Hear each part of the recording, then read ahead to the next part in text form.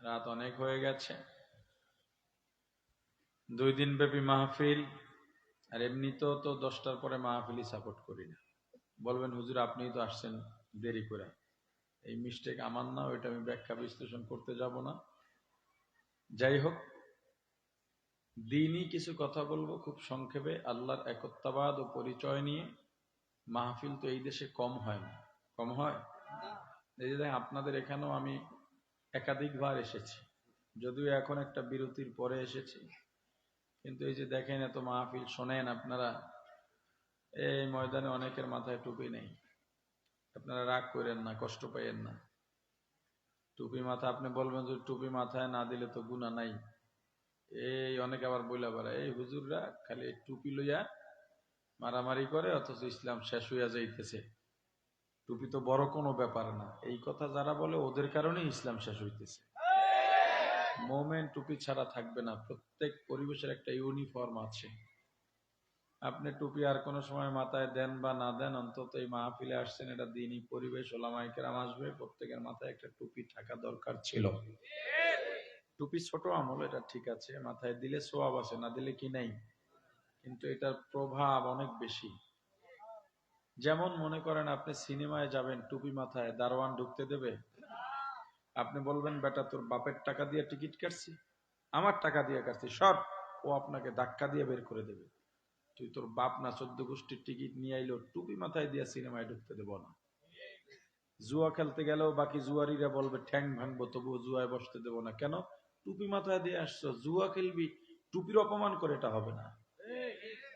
এখন চা দোকানে, রেস্টুরেন্টে দেখবেন বড় বড় একটা শয়তানের বাক্স আছে, চেনেন নাই না? চুপচাপ দিব রয়েছেন, আছে না নাই? একটা চা দোকানে কয় টাকা পুঁজি লাগে? 10,000 টাকা হলে না, এই কয়েকটা কাপ কিনবে, যে চামচ কেতলি এই সেই, কিন্তু এর 3 গুণ দাম দিয়া বাক্সটারে ওখানে রেডি করায়। 1 কাপ চা খাও, 2 ঘন্টা টিভি দেখো ফিরি। এখন ওখানে সবাই টিভি দেখে, মনে করেন এর মধ্যে একজন আছে টুপি মাথায় দিয়ে টিভি দেখতেছে, তাকায় আছে। বাকি লোকেরা বলে দেখ লোকটা কত খারাপ, অথচ ওরাও টিভি দেখে। কিন্তু তাকে খারাপ বললো কেন? বলে না, টুপি মাথায় দিয়ে অন্যায় করা যায় না। টুপির আমলটা ছোট ঠিক, কিন্তু দেখেন সিনেমার মতো কবিরা গুনাহ, জুয়ার মতো সামাজিক ব্যাধি কবিরা গুনাহ, টিভি দেখার মতো বড় কবিরা গুনাহ থেকে এই সাধারণ টুপিটাই মানুষকে বাঁচায় দেয়। এই যে ওয়াজ তো বহু হয়, 17 বছর ধরে ওয়াজ মাহফিল হয় আপনাদের এই মসজিদে, বহু নামাজ পড়ছি আমি। বলেন তো এই মসজিদে গতবার, এই দিন থেকে, গতবার তো মাহফিল করছেন, করছেন না? তাই গতবার মাহফিল করছেন, ওই দিন থেকে আজকের মাহফিল পর্যন্ত ফজরে নতুন মুসল্লি বাড়ছে কয়জন? ইমাম সাহেব আছেন এই মসজিদে? আপনি কয়জন নতুন মুসল্লি পাইছেন, যে প্রতিদিন ফজরে নতুন মুসল্লি পাইছেন? 2-6 জন আছে, থাকতে পারে, কিন্তু আপনি শিওর না। আর যদি থাকেও তাই মাহফিল দেন, হয়তো তবলিগে গেছিল, নাহলে সরমনা ইউজনে গেছিল। তাহলে মাহফিলের পরে 2 জন মানুষ যদি দিনদার না হয়, 2-4টা যুবক যদি দাড়ি না রাখে, 2-4 জন মহিলা যদি পর্দানশীল না হন, হারাম খোরেরা যদি হারাম বাদ না দেয়, তো মাহফিল দিয়ে কি লাভ বলেন? এলেই বলেন হুজুর অন্তত 1.5 ঘন্টা বয়ান করবেন, 1 ঘন্টা বয়ান করবেন, আধা ঘন্টা বয়ান করবেন, করাই লাগবে, এটা করেন সেটা করেন। এটা হলো আপনার একটা, ওই যে আগে গান বাজনা ছিল, এখন তো কমে গেছে, এখন তো নাই, যাত্রা নাই, সিনেমা নাই, এরপরে কনসার্ট নাই। তো আপনার একটা সুরের ক্ষুধা আছে ভিতরে, এই ক্ষুধাটা মিটাইতে ওয়াজে বসেন কেন? ওয়াজও তো সুর দিয়ে হয়। এই সুরের একটা ক্ষুধা আছে মানুষের ভিতরে। তো আমি আসছি, আমি অল্প কিছু কথা বলবো। আমার খুবই জরুরি একজন বড় ব্যক্তির সঙ্গে, বুজুর্গের সঙ্গে, আমার মুরব্বীর সঙ্গে দেখা করতেই হবে। তিনি 12টার মধ্যে ঘুমিয়ে পড়লে তাহলে বিশাল লোকসান হয়ে যাবে। তো এই জন্যে আমি অল্প কিছু কথা বলে যাই। অনেকদিন পরে দেখা হলো আপনাদের সঙ্গে। আমি যে সূরা তেলাওয়াত করেছি, সূরাতুল ইখলাস। সূরার নাম কি? আর একেবারে যদি গ্রাম্য কথায় বলি তাহলে কুল হু আল্লাহ সূরা। এই সূরাটা আল্লাহ নাজিল করেছেন, কাফেররা বসে আল্লাহ কেমন এটা নিয়ে গবেষণা করেছিল। মানে আল্লাহর একটা রূপ দাঁড় করাইছিল। কেউ বলে যে আল্লাহ হয়তো আমাদের মতোই, কিন্তু একটু মোটা তাজা, বড়, হাত দুটো তিনটা বেশি হইতে পারে। কেউ বলে না, তার হয়তো এরকম না, আমাদের মতো না, দেখতে অন্য কোনো একটা দানবের মতো হবে। এইভাবে যে যেভাবে পারছে ওইভাবে গবেষণা করতেছে, আলোচনা করতেছে যে মুহাম্মদের আল্লাহ কেমন। তখন আল্লাহ এই সূরা নাজিল করলেন, হাবিব আমার আপনি জানায়া দেন আল্লাহু আহাদ। আল্লাহ কয়জন? জোরে বলেন, বলেন আল্লাহু আহাদ। সওয়াব হইছে না গুনাহ হইছে? আল্লাহ একজন, লা শারীকা লাহ, তার সাথে কি নাই? জোরে বলেন, লা শারীকা লাহু। আল্লাহ এমন একজন, দুনিয়াতে আসের ফাঁকে বলি, বলেন তো আল্লাহু আকবার অর্থ কি? বলেন, আল্লাহ সবচেয়ে বড়। আল্লাহ এটা বলছেন? আল্লাহ সবচেয়ে বড় এটা বলছেন? যদি বলেন আল্লাহ সবচেয়ে বড়, এটা ইসলাহাতের লাইনে, তাসাউফের লাইনেও শিরিক। কেন? সবচেয়ে বড় বলতে গেলে আরো বড় লাগে। যেমন মনে করেন এই স্টেজে অনেকজন আলেম আছেন, বলে ওখানে অনেক আলেম, এর মধ্যে উনি সবচেয়ে বড়, মানে আরো বড় আছে তাদের মধ্যে, ওই আলেম সবচেয়ে বড়, তার মানে বড়রও একটা শেরকাত দেওয়া হলো। আল্লাহ যদি সবচেয়ে বড় হয়, তার মানে আল্লাহ আরো আছে, এর মধ্যে আমাদের আল্লাহ সবচেয়ে বড়। বিষয়টা এরকমও না। কি রকম? আল্লাহ 100-তে 100, আমরা 100-তে 0, সারা পৃথিবী 0। আল্লাহ 100-তে, বলেন, সারা পৃথিবী 0। অতএব আল্লাহ সবচেয়ে বড় না, আল্লাহই বড়। কি বলতে হবে? অথবা আল্লাহ বড়, তাই বলেন, একটু তাকিদ দিয়া বললে আল্লাহই বড়। কেমন বড়? লাম ইয়াকুল লাহু কুফুয়ান আহাদ, লা জিদ্দা ওয়ালা নিদ্দা ওয়ালা হাদ্দা লিমাউলা, লা জিদ্দা ওয়ালা নিদ্দা ওয়ালা হাদ্দা লিমাউলা, আল আনা কামা কানা ওয়ালাম ইয়ালকা জাওয়ালা, আল আনা কামা কানা ওয়ালাম ইয়ালকা জাওয়ালা, লা জাদ্দা ওয়ালা জাদ্দাতা লা আম্মা ওয়া খালা, লা জাদ্দা ওয়ালা জাদ্দাতা লা আম্মা ওয়া খালা, লা হাইউলা লা সূরাতা লা শিবহা লিমাউলা, লা হাইউলা লা সূরাতা লা শিবহা লিমাউলা, লা ইলাহা ইল্লাল্লাহ, লা ইলাহা ইল্লাল্লাহ, লা ইলাহা ইল্লাল্লাহ, লা ইলাহা ইল্লাল্লাহ, লা ইলাহা ইল্লাল্লাহ, লা ইলাহা ইল্লাল্লাহ। আল্লাহু আহাদ। আল্লাহ কয়জন? জোরে বলেন। আশহাদু আল্লা ইলাহা ইল্লাল্লাহ, সাক্ষী দাও আল্লাহ ছাড়া কোনো মাবুদ নাই। ওয়াহদাহু, আল্লাহ কয়জন? লা শারীকা লাহু, আল্লাহর সঙ্গে কোনো শরীক নাই। আল্লাহুস সামাদ, আল্লাহ বেনিয়াজ বেপরোয়া, আল্লাহ মুখাপেক্ষী, আল্লাহ কারো কাছে ঠেকা নন। লাম ইয়ালিদ ওয়া লাম ইউলাদ, আল্লাহ কাউকে জন্ম দেন নাই, কারো থেকে জন্ম নেন নাই। আল্লাহ দুনিয়ার কারো মতো নন, দুনিয়ার কেউ আল্লাহর মতো নয়। তাহলে আল্লাহ কার মতো? কয় না, আল্লাহর মতো। আল্লাহ কার মতো? আপনি আমি কল্পনা করব আল্লাহ কেমন। আল্লাহকে দেখা যায় না, অনুভব করা যায়। কথা বলে না? তবে আল্লাহ, আপনারা চাইলে আল্লাহকে আমি দেখাইয়া যেতে পারি, সত্যি কথা বলছি। দেখবেন আল্লাহকে?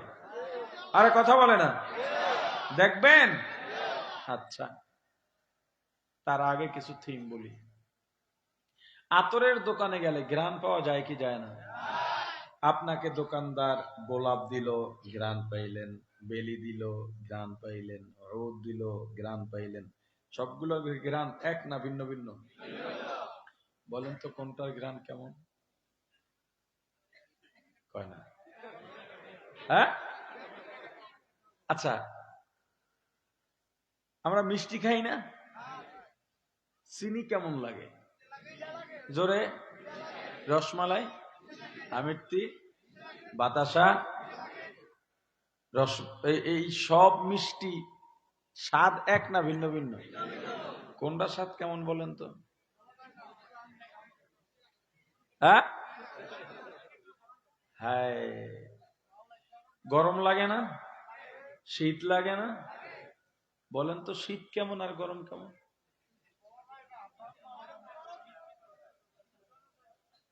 পেটে ব্যথা করে? মাথা ব্যথা? কাটলে ব্যথা? বলেন তো ব্যথাটা কেমন? हकीकत से तो दुनिया बेखबर है, दुनिया की नुमाइश पर नजर है।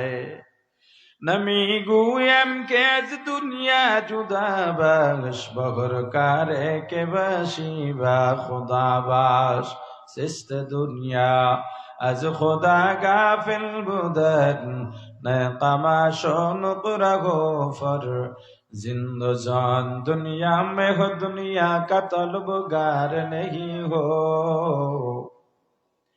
दुनिया में हो, दुनिया का तलबगार नहीं हो।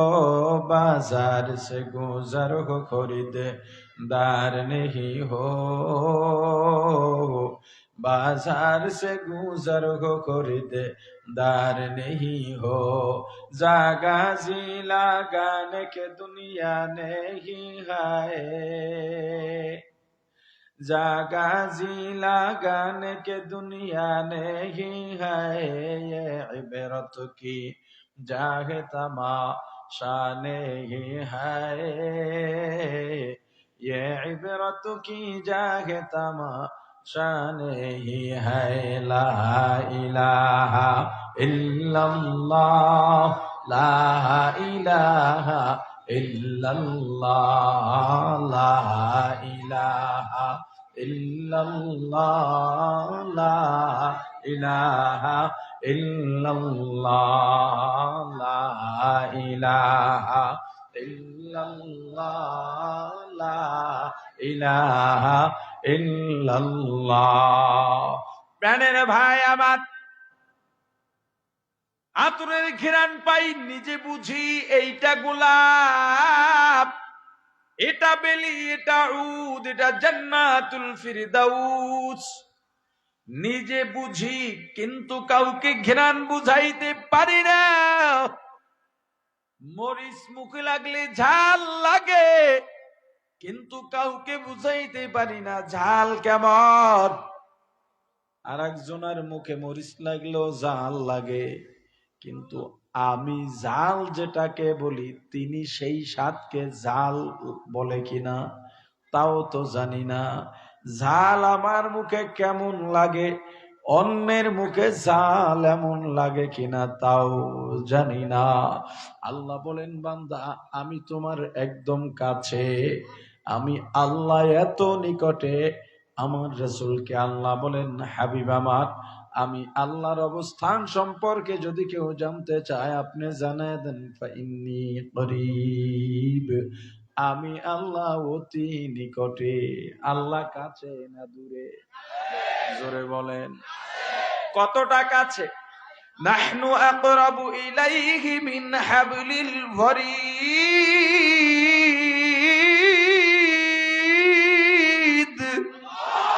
বান্দা তোমার ঘরের শারক যেখানে, তার চাইতেও আমি আল্লাহ তোমার নিকটে।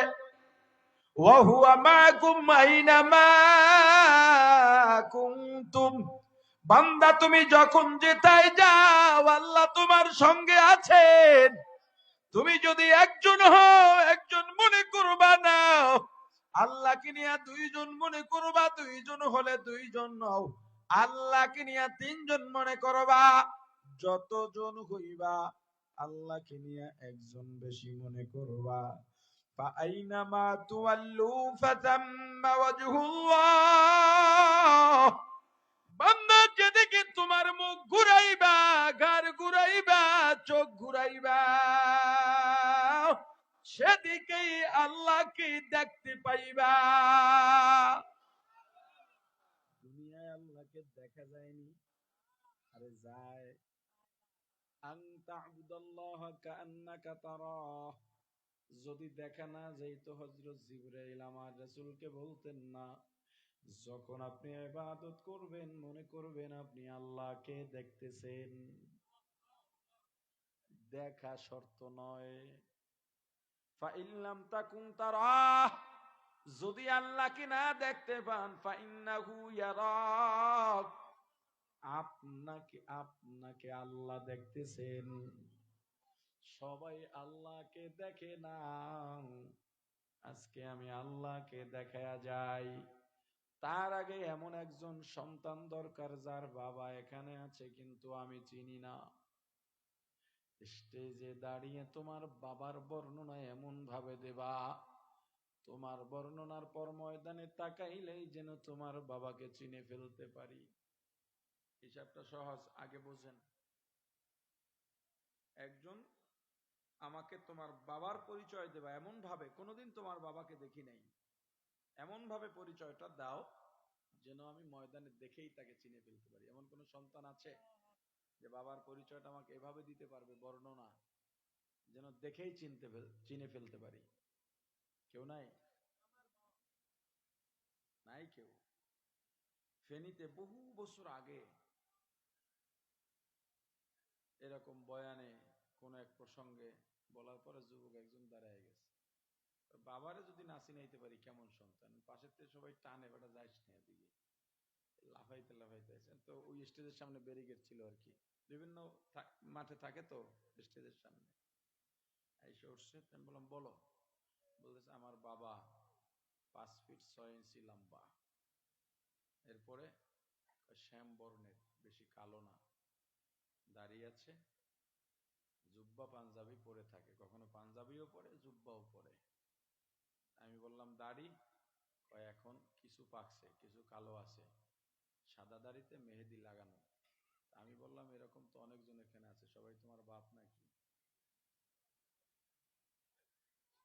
পরে কানে বুঝে গেছে, হুজুর ক্ষমা চাই। যেই বাবাকে দৈনিক সন্তান 1000 বার দেখে, কতবার দেখে, কত নজর বাবার চেহারার দিকে যায় হিসাব নাই। বাবা সামনে নাই, চক্ষু বন্ধ করলেই হৃদয় স্পটে বাবার চেহারা ভেসে ওঠে। এতবার বাবাকে দেখার পর যেই বাবার বর্ণনা তুমি দিতে পারো না, কিন্তু তোমার হৃদয় স্পটে তোমার বাবার চেহারা ভাসে, তুমি চক্ষু বন্ধ করলেই তোমার বাবাকেই দেখতে পাও। মানুষ দেখে চক্ষু খোলা অবস্থায় না বন্ধ অবস্থায়? কথা কয় না? কি এক আজীব, খোলা অবস্থায় দেখে কিন্তু বাবা সামনে নাই, এর চোখ বন্ধ করলে দেখে। কথা কয় না? এই কথাগুলো বোঝেন? বুঝতে পারলে ভালো। এই কথাগুলো বেশি গভীরের কথা। মানুষ চোখ খোলা থাকলে দেখতে পায়, বাবা সামনে নাই, চোখ বন্ধ করলে দেখে। মানে আমি কি ভুল কইতেছি নাকি? আপনাদের ঘর বাড়ি, দরজা, রুম, ছেলে মেয়ে কি এখন সামনে আছে? চোখ বন্ধ করেন? কথা কয় না? দরজার কোনার কোন দিক দিয়ে সিটকানি আছে, কোন দিকে জুতার র্যাক আছে, কোন দিকে পাতিলা, কোন দিকে কিচেন রুম, কোথায় ছেলে ঘুমায়, কোথায় মেয়ে ঘুমায়, বিবি কোথায় ঘুমায়, ঘরে আলনাটা কোথায়, কয়টা পাইলা পাতিলি, সব কিছু দেখা যায়। কথা বলে না? দেখছেন কেমনে? চোখ বন্ধ করে দেখে কি দিয়া মিয়া? বলেন বলেন। ওইটা দিয়ে আল্লাহকে দেখা যায়। আল্লাহ বলেন ফাইনামা তুওয়াল্লু ফাতাম্মা ওয়াজহুল্লাহ, যেদিকে তাকাইবা আল্লাহকে দেখতে পাইবা। যারা মুমিন, যাদের কলবে আমার আল্লাহ, যারা আল্লাহকে খুঁজে বেড়ায়, যারা আল্লাহর সঙ্গে সম্পর্ক গড়ার জন্য গভীর রাতে উঠে যায়, নামাজ বিছায়, চোখের পানি ছেড়ে কাঁদে, কাজ করতে গেলে আল্লাহ বেজার হবেন এজন্য করে না। যেখানে আল্লাহর রেজামন্দি আছে সেই কাজ করে অন্তরে শান্তি পায়। মানুষ গুনাহ করে সেটা দেখলে কলিজায় লাগে, মানুষ মারা যায় বা গুনাহ করলে জাহান্নাম। তুমি মুসলমান হইয়া কেমনে গুনাহ করো এই চিন্তায় কষ্ট পায়। বান্দা যেখানেই যায় আমার আল্লাহকে খোঁজে, একজন দিনদার মানুষ পাইলেই কলিজাটা বড় হয়ে যায়, লোকটার জন্য দোয়া করে, বন্ধুত্ব হয়ে যায়। আল্লাহর ওই বান্দা গাছের দিকে তাকাইলে আমার আল্লাহকে দেখতে পায়, আকাশের দিকে তাকাইলে আমার মাওলাকে দেখতে পায়, নদীর পানির দিকে তাকাইলে আল্লাহকে দেখতে পায়। তুমি দেখতে পাও না, বলে তুমি কেমনে আল্লাহকে দেখলা? বলে আমি দেখি, তোমাকে বুঝাইতে পারি না। বাবাকে দৈনিক দেখি কিন্তু বর্ণনা দিতে পারি না। মুমিন যখন গাছের দিকে তাকায়, সাধারণ একটা কুমড়া গাছ, কুমড়ার একটা আটি, ওই আটিটা যদি মাটির মধ্যে রোপণ করা হয়, এই রোপণ করতে ইঞ্জিনিয়ার লাগে না, ডাক্তার লাগে না, বিজ্ঞানী লাগে না। ঘরের মহিলা বা ছোট সন্তান, ছেলে কিংবা মেয়ে, মাটির মধ্যে ফেলায় রাখলেই 2-4 দিন পরে সবুজ দুইটা পাতা গজায়।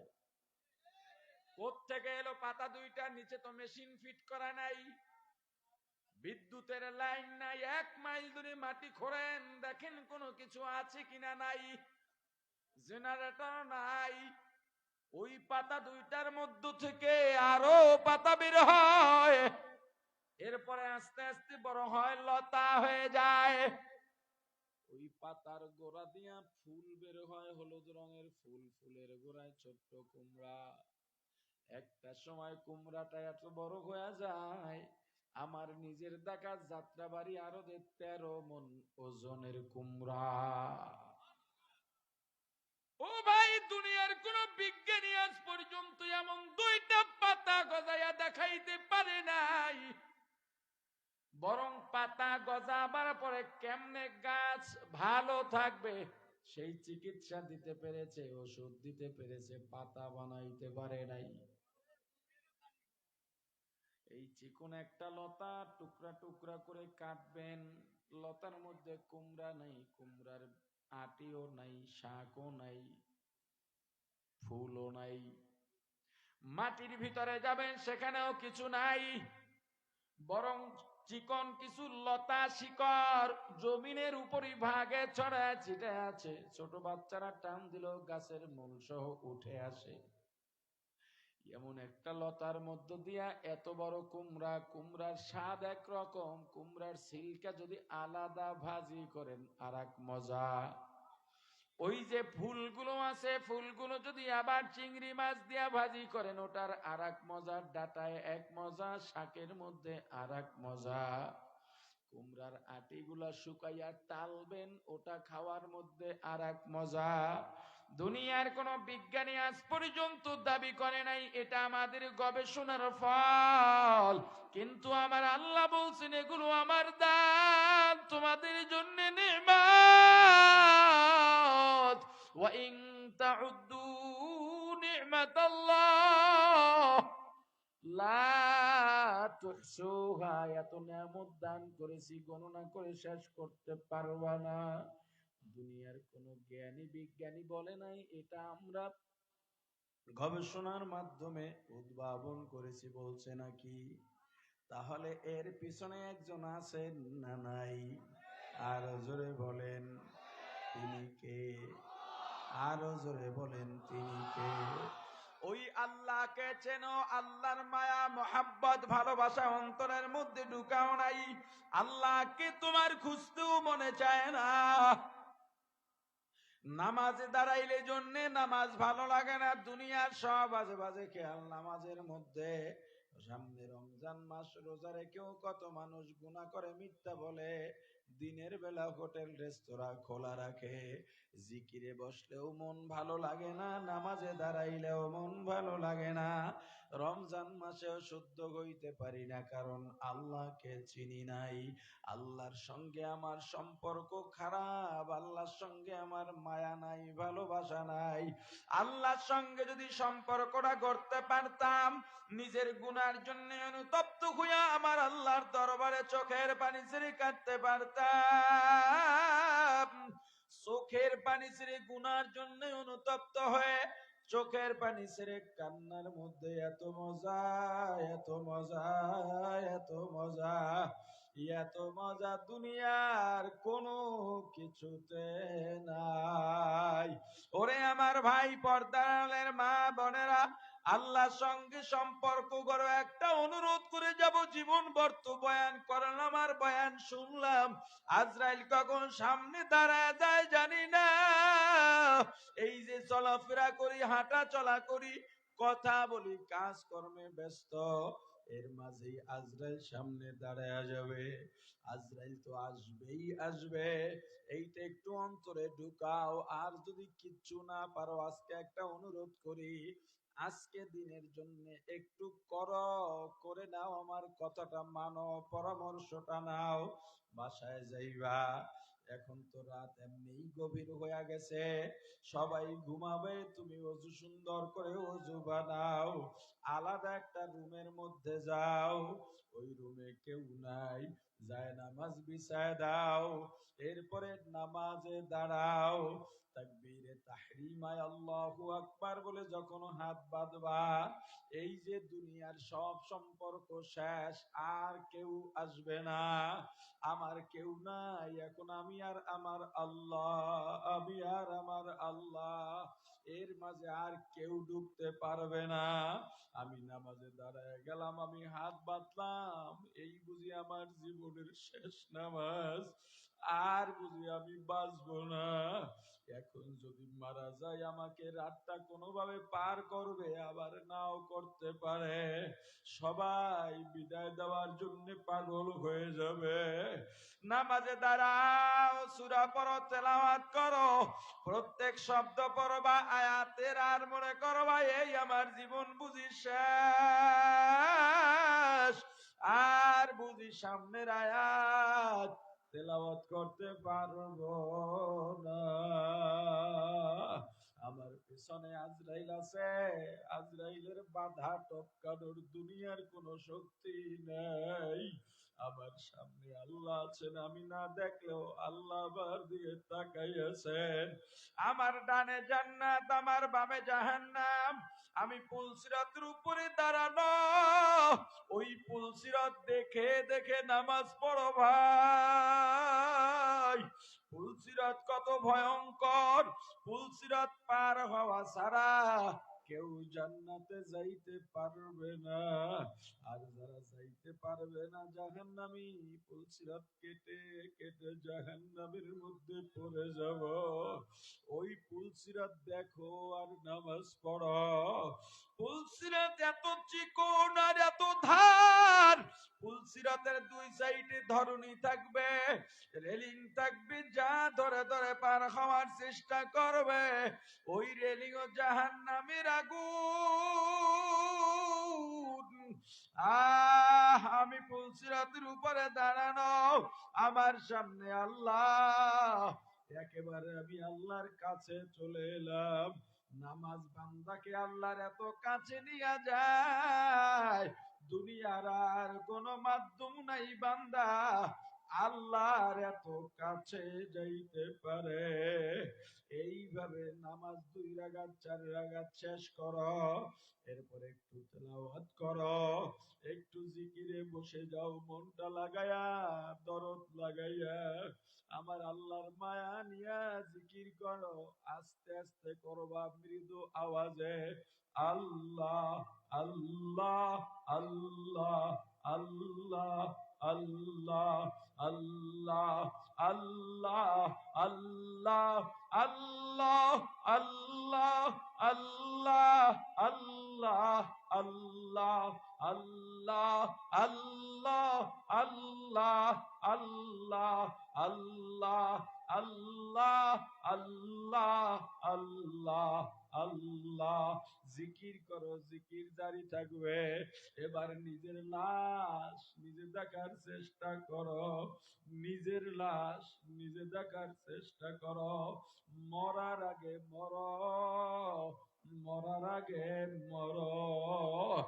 দেখার চেষ্টা করো আমার বিবি আমার পাশে ঘুমানো, আমার ছোট ছোট সন্তান ছেলে মেয়ে আমার পাশে ঘুমানো, পাশের ঘরে আমার মা বাবা, ওই ঘরে আমার ভাবি ভাই, ওই ঘরে আমার বোন বোন জামাই। আহারে আজরাইল তো আসবেই, আজরাইল জানি কেমন হয় জানি না। আজরাইল আমার জানটা যদি নিয়ে যায়, আমার বিবি আমার শরীরে ঘুমের ভিতরে হাত দিছে, দেখে আমার শরীরটা ঠান্ডা, বিবি লাফ দিয়ে উঠে বসছে, বাতিটা জ্বালাইছে, নাকের কাছে আঙুল নিয়ে দেখে, তুলা দিয়ে দেখে আমি আর নিঃশ্বাস নিই না, সারিও না। একটা চিৎকার দিয়ে ঘর দিয়ে বের হয়ে গেল। আহা, যেই বিবিকে নিয়ে সারাটা জীবনে একই বিছানায় কাটাইলাম, যেই বিবির হাসি খুশির জন্য মা বাবা থেকে আলাদা হয়ে গেলাম, যেই বিবি আমার বিশ্বাসের সর্বোচ্চ চূড়ায় আছে, যেই বিবির কাছে আমার ব্যাংকের অ্যাকাউন্ট আছে, আমার নগদ টাকা আছে, আমার সব গোপন নথি আমার বিবির কাছে, এত বিশ্বাস যাকে করলাম, এত ভালোবাসলাম, যে রাগ হইলে রাগ ভাঙানোর জন্য আমি কত নিচু হইয়া গেলাম, যেই বিবির মুখে হাসি ফুটাবার জন্য সব চাহিদা পূরণ করলাম, ওই বিবি আমাকে ছেড়ে দৌড়ে ঘর থেকে বের হইয়া গেল। যেই সন্তানের জন্য মাথার ঘাম পায়ে ফেলাইয়া গায়ের রক্ত পানি বানাইয়া না খাইয়া না ঘুমাইয়া কামাই করলাম, সকালে বের হইয়া যাইতাম, রাত 10টায় বাড়ি ফিরতাম। আহারে যেই সন্তানের জন্য ঈদে নতুন জামা নতুন জুতা, কিন্তু আমি নতুন জুতাও কিনি নাই, জামাও বানাই নাই, ছিঁড়া জুতার সেলাই করে পুরান জুব্বা ধুইয়া ইস্ত্রি করে গায়ে গেলাম। যেই সন্তানকে না খাইয়া মাদ্রাসায় পড়াইলাম, চাউল না কিনে কিতাব কিনার টাকা দিলাম, ভর্তি ফি দিলাম, পরীক্ষার ফি দিলাম, সেই সন্তানের খুশিতেই আমার খুশি, যেখানেই গেছি সেখানেই সন্তানের কথা ভাবছি, ওই সন্তানও দৌড়ে ঘর ছেড়ে বের হয়ে যাবে। যেই মা যেই বাবা আমার সুখ দুঃখে সব সময় পাশে, আমি অসুস্থ হয়ে গেলে মা ঘুমাইতেন না, আমার মাথার পাশে বসে সারা রাত সেবা করতে করতে কাটাইয়া দিছেন। আমি ঘুমাইয়া যাইতাম, এরপরও মা ঘুমাইতেন না, মা যায় নামাজ বিছাই আমার জন্য আল্লাহর দরবারে চোখের পানি ছেড়ে দোয়া করতেন। ওই মা বাবাও কাঁদেন, ভাই বোন কাঁদেন, বন্ধু বান্ধব কাঁদেন, আমার বিবিও কাঁদে, আমার সন্তানরাও আব্বু আব্বু বলে কাঁদে, কিন্তু মনের ভুলে একজনেও বলে না আমার বাবাকে 2টা দিন রেখে দাও, বরং কাঁদে ঠিক একদল দৌড়ায় দোকানে কাপড়ের কাপড় আনার জন্য, আর একদল দৌড়ায় বাঁশ কেনার জন্য, আর একদল দৌড়ায় কবর খোঁড়ার জন্য, আর একদল দৌড়ায় মসজিদে খাটি আনার জন্য, আর একদল গরম পানি বসাইছে বড়ই পাতা দিয়ে, আর একদল মশারি টানাইছে। নিজের লাশ নিজে দেখবা, জবানে জিকির জারি থাকবে, জিকির যেন বন্ধ না হয়, ইবলিস ধারেও ভিড়তে দেবা না, একেবারে তুমি তুমি আল্লাহর ভিতরে ঢুকে যাইবা। ওই যে দেখা যায় মশারির মধ্যে নিয়া দুইজনে আমাকে গোসল করাইয়া 3খানা পাতলা সাদা কাপড়ের প্যাকেট বানাইছে, এই যে বিদায় আর কেউ মনে রাখবে না। আহারে খাটের উপরে উঠাইছে, আত্মীয় স্বজন আসে আর দেখে আমার ছোট ছোট ছেলে মেয়ে আমার গালে চুমুকায়, কপালে চুমুকায়, আব্বু আব্বু বলে কাঁদে ঠিক, কিন্তু বলে না বুকে কবর দিও না। জানাজা পড়াইয়া চারজনে কাঁধে উঠাইয়া কবরের দিকে ওকে নিয়ে যায়। আমার ছোট ছোট ছেলে মেয়েগুলো চিৎকার দিয়া দিয়া পেছনে পেছনে দৌড়ায় আর আব্বু আব্বু বলে কাঁদে। আমার বিবি ঘরের ফ্লোরের মধ্যে গড়াগড়ি করে আর কাঁদে। আমার মা বাড়ির দরজায় গিয়া গাছের আড়ালে দাঁড়াইয়া আমার লাশ যাত্রীদের দিকে তাকাইয়া তাকাইয়া কাঁদে।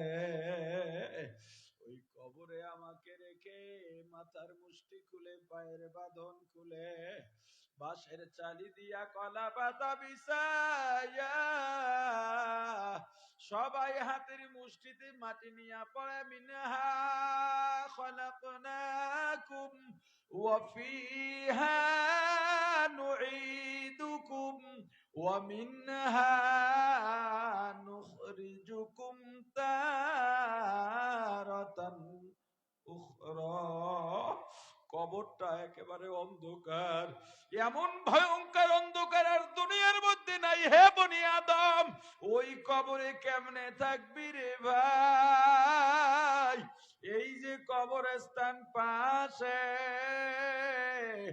কতদিন কবরস্থানে দাঁড়ায় কবরের সঙ্গে কথা বলছ, ওই কবরে একা কেমনে থাকব রে? কি উপায় হবে আমার মরণে? কি উপায় যে হবে আমার কবরে? কি উপায় যে হবে আমার কবরে? সাথী নাই রে, বাতি নাই রে কবরে, কেমনে থাকব অন্ধকার কবরে? কেমনে থাকব অন্ধকার কবরে? ও ভাই একটু ভাববা, এখন আমি কবরের মধ্যে আছি, এবার চোখ খুলবা, দেখবা রুমটার মধ্যে অন্ধকার, ভয় ভয় লাগতেছে। এবার আমার মাওলার দরবারে চোখের পানি ছেড়ে দাও। আল্লাহ, পাশের ঘরেই তো আমার কত আত্মীয় স্বজন, স্ত্রী সন্তান, আমার এই ছোট্ট রুমের মধ্যে এখানে একটু আলো কম, এজন্য তো দেখি ভয় লাগে। ওই কবরে তাহলে কেমনে থাকব?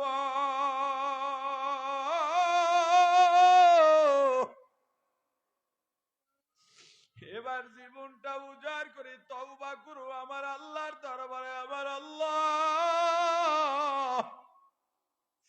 এত গুনাহ করছি, এই গুনাহ নিয়ে আপনার সামনে কেমনে দাঁড়াবো? নিজের জীবনের গুনাহগুলা সামনে হাজির করো, চলাফেরায় ব্যস্ততায় কাজে কর্মে গুনার কথা মনে নাই। তোমার গুনাহ তুমি জানো আর আল্লাহ জানেন। সব গুনাহগুলা মনে করো, সব গুনাহ মনে করে সামনে হাজির করো। দেখবা নিজের কাছেই নিজের ছোট লাগে, লজ্জায় মরে যেতে মনে চায়। আহারে এত গুনাহ আমি করছি জানতামই না।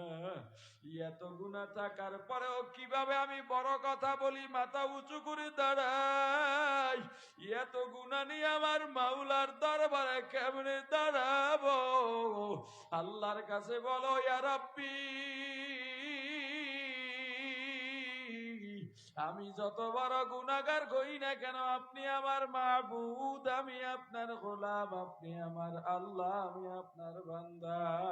আমি যত বড় নাফরমান হই না কেন, যত বড় গুনাহগার হই না কেন, অকৃতজ্ঞ হই না কেন, আপনার দরজা ছাড়া যাওয়ার জায়গা নাই। ওরে ভাই দেখো এত গুনাহ করছি, ও আল্লাহ আমার এত গুনাহ আমার মা বাবা যদি জানতো, আমার মা বাবা সন্তান বলে আমাকে পরিচয় দিত না, আমার বিবি যদি আবার গুনার খবর জানতো, আমার সংসার করত না, আমাকে ছেড়ে চলে যাইতো, আমার সন্তান যদি আমার গুনাহ জানতো, বাবা বলে পরিচয় দিত না,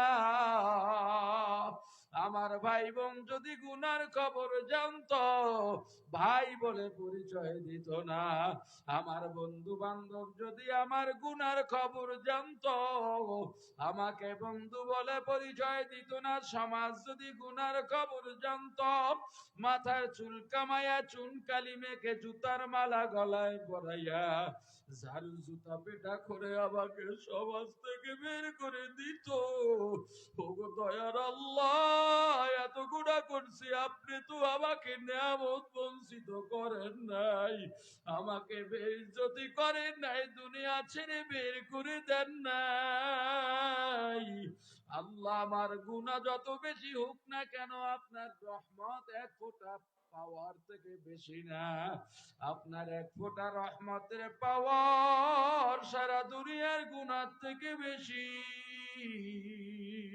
ওগো আল্লাহ আমার গুনার উপরে রাগ না করে আমি আপনার বান্দা, আমি আপনার না হইলে আপনার বান্দার অভাব নাই, কিন্তু আমার তো আর একটা আল্লাহ নাই, আপনার দরজা ছাড়া কোথায় যাব রে আল্লাহ, দয়া করে আপনার বান্দা হিসাবে আমাকে মাফ করে দেন।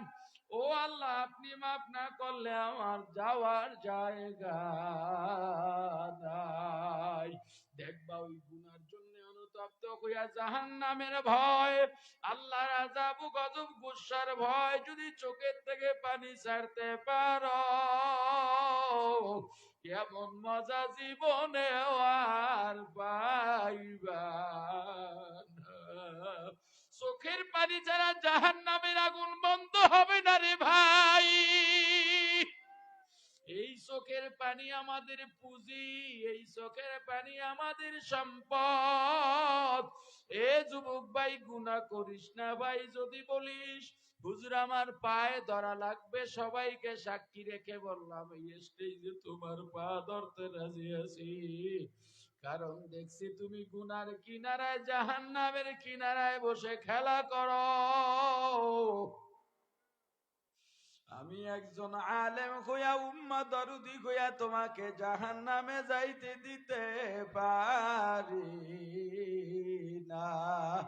ও বৃদ্ধ বাবাজি কতদিন বাঁচবো জানি না, ও যুবক ও জওয়ান ও পর্দালের মা বোনেরা, একটু চিন্তা করো, যখন 16, 17, 18 বছরের যুবতী হয়ে গেছ, তোমার বাবা, তোমার বড় ভাই, তোমার চাচা তোমাকে বিবাহ বন্ধনে আবদ্ধ করাইয়া রঙিন শাড়ি পরাইয়া তোমার স্বামীর বাড়ি পাঠাইয়া দিছে, এত আনন্দ, তোমার বাবার বাড়িতেও আনন্দ উপলক্ষে, তোমার স্বামীর বাড়িতেও আনন্দ উপলক্ষে গরু জব করে, বকরি জব করে, কত মেহমান খাওয়ায়, কিন্তু এমন একটা দিন আসবে মা, যেই দরজা দিয়া রঙিন শাড়ি পরে নতুন বধূ হইয়া ঢুকছ, ওই দরজা দিয়ে একদিন সাদা পাতলা 5খানা কাপড়ের প্যাকেটে বন্দি হইয়া লাশ হইয়া বের হইবা।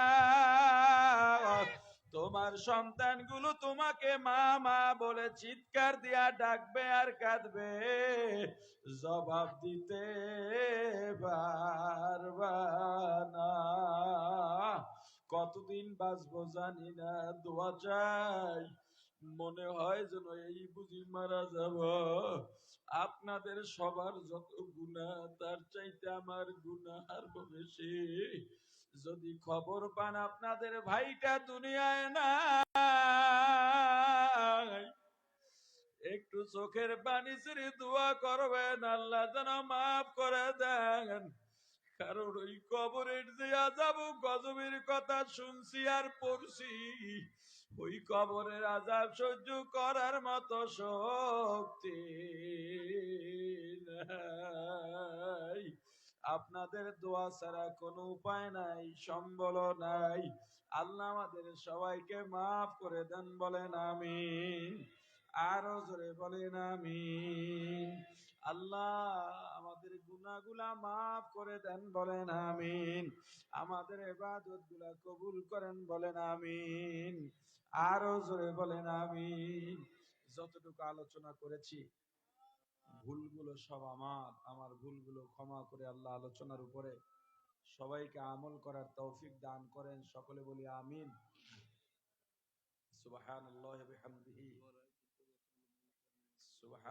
সুবহানাকাল্লাহুম্মা ওয়া বিহামদিকা আশহাদু আল্লা ইলাহা ইল্লা আনতা আস্তাগফিরুকা ওয়া আতুবু ইলাইক।